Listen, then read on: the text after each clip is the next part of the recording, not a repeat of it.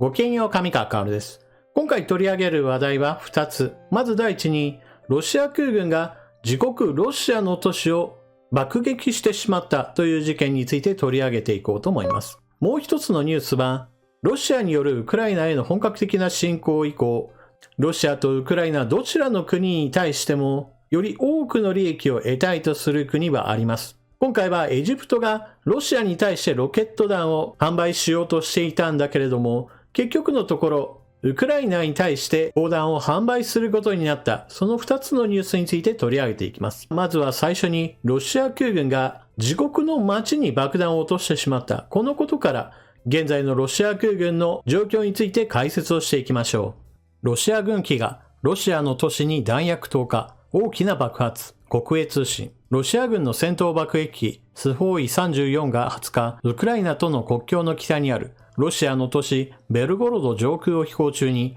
航空用弾薬の緊急投下に迫られ、市中心部で大規模な爆発が起こった。国営通信や地元当局者が明らかにした。国営 RIA ノーボスチ通信はロシア国防省の話として弾薬の投下が必要になった理由は調査中だと伝えた。ベルゴロド州の知事はテレグラムへの投稿で現時点で人的被害は確認されていないと述べた。同氏によれば爆発は市中心部の交差点を揺らし直径約20メートルの非常に大きな衝突穴ができた。付近の集合住宅の窓や駐車中の車数台が壊れ電柱も倒れたという。RIA のボス市通信によれば高層マンション近くの店舗の屋根にはひっくり返った車がある。緊急部隊が現場に展開しているという。ベルゴロドはウクライナとの国境から北方約40キロに位置する。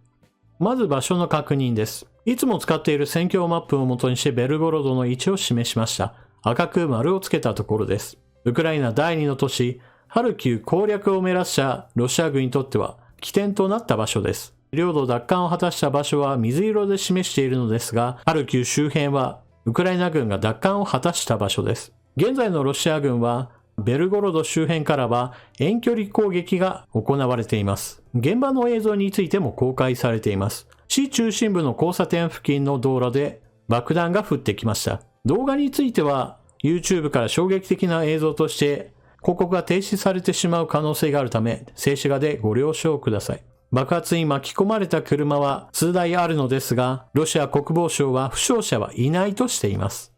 マンション近くに落ちた爆弾が爆発し、吹っ飛んだ車が近くの店舗の屋根の上にあります。この車は上空に飛び上がった時に前照灯がついていたため、明かりがマンションの上から下へと流れて、そして屋根の上にこの車は落ちました。果たして負傷者がいないというロシア国防省の発表は正しいのでしょうか。かなり疑わしいものです。通常こうしたベルゴロドへの攻撃については、すべてはウクライナ軍がやったと発表するのがこれまでのロシア国防省のよくある手でした。例えば弾薬庫が爆発すれば、それはウクライナ軍が攻撃したからだ。大きな火災が発生すれば、それはウクライナ軍が攻撃したからだといった具合にして、何でもかんでもウクライナのせいにすることが多かったです。今回、ウクライナ軍が爆撃したといった話をするかと思ったら、今回はロシア空軍のミスであったことをわざわざ発表しています。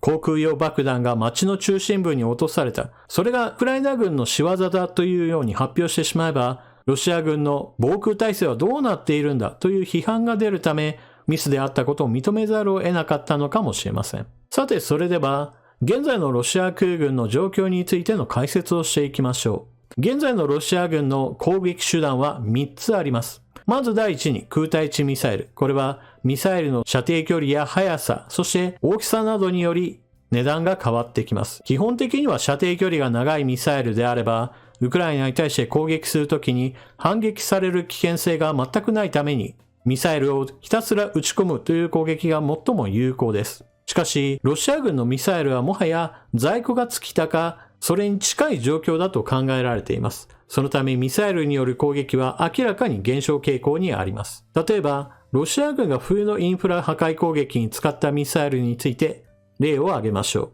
KH-101 ミサイルは一発約19億円、キンジャールは一発7億円となっています。このようなミサイルを日常的に毎日撃ち続けるというのはちょっと難しいものです。例えばこの地図は冬のインフラ破壊攻撃のためにロシアがどの町にミサイル攻撃を行ったか、ある1日を切り取ったものです。ウクライナ全土の地図に対して発火マークが至るところについています。ロシア軍のミサイルがまだまだ在庫があった時にはこのようにウクライナ全土に対してミサイル攻撃を行っていたのです。しかし現在では時たまミサイル攻撃があるかなというのと、射程距離の短い対空ミサイルをわざわざ対地攻撃に転用していたりなど、明らかにミサイル攻撃の数は減っているのです。では、ミサイル攻撃以外の手段についても見ていきましょう。まず第2の手段が誘導爆弾です。こちらはミサイルよりもずっと値段は低く、数百万から数千万円で一発当たり攻撃ができます。しかも、もともとは航空用の誘導機能のない爆弾に機能を追加する形で作ることができます。そのため、現在のロシアは月あたり500発程度作れるかもしれないと言われています。ウクライナ軍の対空兵器の射程外から攻撃できるため、これが大問題となっています。そのためウクライナは、このような誘導爆弾を放ってくる戦闘機を撃墜するために、射程距離の長い空対空ミサイルとそのミサイルを搭載できる戦闘機 F16 を求めているという原因になっています。そして3つ目は、誘導機能のない航空用爆弾。こちらはミサイルなどに比べればはるかに安い値段で大型の爆弾を落とすこともできます。しかし、目標のすぐそばまで飛んでいかなければならないため、現在の戦場ではほとんど出番はありません。ロシア軍の中で損害が少ないところはどこかといえば、例えば黒海以外の艦隊などについては全く無傷です。また、ロシア空軍は攻撃には参加しているものの、全体から考えればあまり被害は受けていません。ウクライナ軍の発表している戦況報告によれば、だいたい1週間に1機ぐらいの割合で戦闘機を撃墜しているのですが、逆に言えばその程度しか落とせていないとも言えます。平原の広がっているウクライナにおいては、レーダーと対空ミサイルの脅威は非常に強力なもので、ロシア空軍は積極的に前線近くまでは出てきません。基本的にはミサイル攻撃ができるのであれば遠いところから、そして誘導爆弾を使うときにも、あくまでも自分たちにとって安全なところから攻撃できるから空軍は出てくるのであり、わざわざ戦場の真上までは飛んできません。ですから、ロシア空軍は被害が少ないんだけれども、同時に誘導爆弾の量以上には前線には出てこないという状況になっているのです。ですから、ロシア空軍は被害があんまりないと聞いたけれども、なんでウクライナ軍を空爆しないんだろうという声に対しては、そもそもそのための兵器が足りないからというのが答えだと言えるでしょう。ロシア陸軍の場合においては兵士の命を使い捨てにするような作戦が多用されているわけですが、兵士と違って戦闘機や戦闘機乗りの用意のために莫大なお金と時間がかかり、そのような使い捨ての戦術といったものは基本的には取れないのです。ちなみに今回は戦闘機の話でしたが、同じように戦闘ヘリについても同じような事情で、ロシア軍には非常に強力な戦闘ヘリがたくさんあります。しかし、それらのヘリもやはり地対空ミサイルやもしくは歩兵が使える携行型の地対空ミサイルといったものを警戒するために、前線から少し離れたところからロケットを撃ち込んでいくといったような方式で、陣地の真上にやってくるといったことはほとんどないのが現状です。それでは続いてエジプトがロシアに対してロケット弾を販売しようとしたんだけれども、最終的にはウクライナに対して砲弾を販売することになった顛末についてのニュースを取り上げていきます。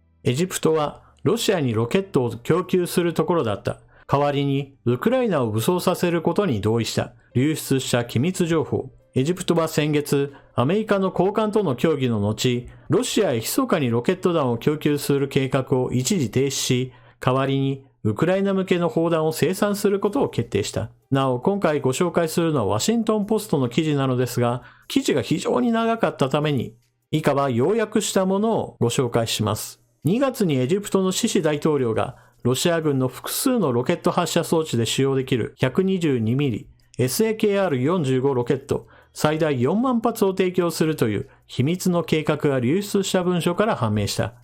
シシ大統領は西側との問題を避けるためにプロジェクトを秘密にしておくよう部下に指示したと流出した機密情報文書は述べている。エジプトはロシアの代表者たちに真鍮の価格が上昇する可能性があるためユニットあたり1100ドルの合意価格が $1,500ドルに上昇する可能性があると語った。ロシア人はいくらでも買うという返事だったという。エジプト大統領はまた、ロケットの精度や製造工場の品質を向上させるために、ロシアに特殊な機器を要求するよう指示を出したという。しかし、エジプトはロシアへのロケット弾売却を中止した。アメリカの外交が方針転換をさせた。3月上旬、オースティン国防長官がエジプト訪問。訪問の翌日、3月9日付の諜報文書によると、エジプトは 152mm と 155mm の砲弾をアメリカに販売することを承認。売却後のウクライナへの譲渡についても承認した。エジプトはアメリカの弾薬要求を利用して、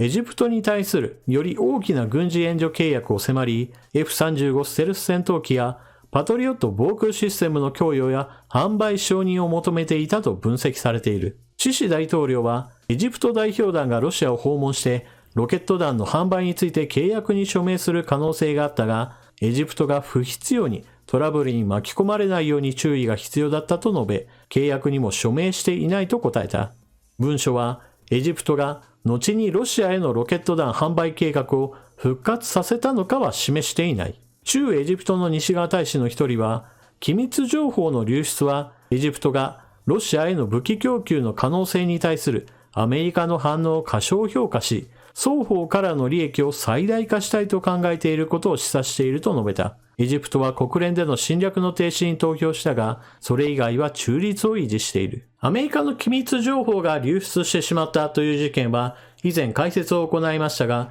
この流出した情報の中の一つに、エジプトがロシアに対しての弾薬販売を進めていたという話が出てきます。しかし、この機密情報によれば、この計画を察知したアメリカがエジプトに対して外交を行い、この販売計画を中止に追い込みました。エジプトとしては、この販売計画そのものを一つのテコに使って、アメリカに対してもっともっと最新のより高性能な兵器を引き出そうとしていたというのが一つの狙いだとしています。しかし、この狙いについては現在のところうまくはいかなかったようです。エジプトに対してアメリカが F-35 の販売承認やパトリオットミサイルの販売許可などは出していないようなのです。ただ、エジプトもそのような要求が通らなかったとしても、今回は砲弾をアメリカに売るというところまでは成功したようです。アメリカはエジプトから砲弾を購入し、その購入した砲弾をウクライナに無償譲渡するという動きへとつながったわけです。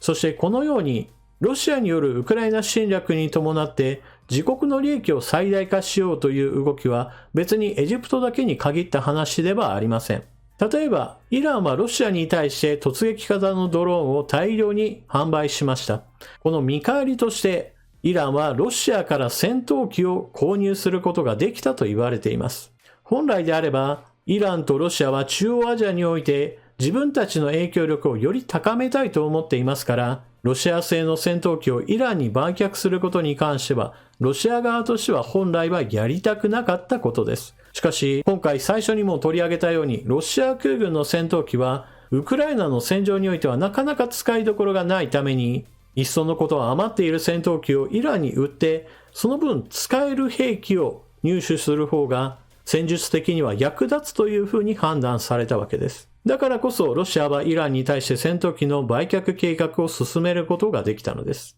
また、その他でも有名なところでは、中国やインドは、ロシアが石油関係に関して制裁を受けていることを理由として、安く買い叩くといったことを実施しています。これなどもロシアによるウクライナ侵略に伴う自国の利益の最大化のための行為であり、それぞれの国がそれぞれの思惑に基づいて動いていることの代表的な例だと言えるでしょう。ただし、それらについて言えることなのですが、ロシアとしては、たとえ買い叩かれても、たとえ今後のことを考えるとあまりやりたくないことであっても、また足元を見られたとしてもそれでも構わないから、使える武器、弾薬などについては入手したいという思いがあるようです。エジプトに対しては、より高い値段になるけど、それでも買うかと言われたときに、それでも買うと答えていますし、エジプト側の方が特殊な機器を望んだことに関しても、おそらくはロシアは渋々でも飲まざるを得なかったでしょう。イランに対して戦闘機を販売することに関しても将来的には決してロシアのためにはならないと分かっていても、そのことを除外したとしても、今まさに弾薬が欲しいのだという渇望をしており、中国やインドに原油を安く買い叩かれたとしても、とにかく現金収入が欲しいロシアにしてみれば、買ってくれるだけありがたいという思いがあるわけです。今回のエジプトによるロシアへの弾薬販売の計画は中止へと追い込まれたわけですが、しかしアメリカにバレていないようなところでのこのような話はいろいろなところできっと起こっていることでしょう。ただ話が大きければ大きいほど目立つものですから、数少ないロシアの友好国の中でうまく計画を隠したままで大量の武器弾薬をロシアに販売供給することができる国はないだろうと考えられます。もちろん少量であればいくらでもといった抜け穴は存在するわけですが、量が少ないのであれば体制への影響は限られたものとなるでしょう。というわけで今回の動画はここまで。ロシア空軍が自国の都市に爆弾を落としてしまったということから、現在のロシア空軍の現状についての解説を行いました。また、後半においては、ロシアによる侵略に対して国連の場では、侵略を否定する投票を行った国も、ロシアに対してこっそりと武器弾薬を売ろうとしていることを取り上げました。世界各国それぞれが国益に基づいて動いている以上、いわゆる表向きの綺麗事とはまた別に実利を求めて行動する人たちというのもきっと様々あるでしょう。ただしそうであっても、ロシアを献身的に助ける国というのは全体から言えば非常に少ないものです。というわけで動画最後までご視聴いただきありがとうございました。チャンネル登録していない方はぜひともチャンネル登録していってください。そして動画を見終わったら評価ボタンのクリックとあなたの感想コメント、また役に立ったなと思ったらぜひとも SNS 等での拡散よろしくお願いします。それでは次の動画でまたお目にかかりましょう。またね。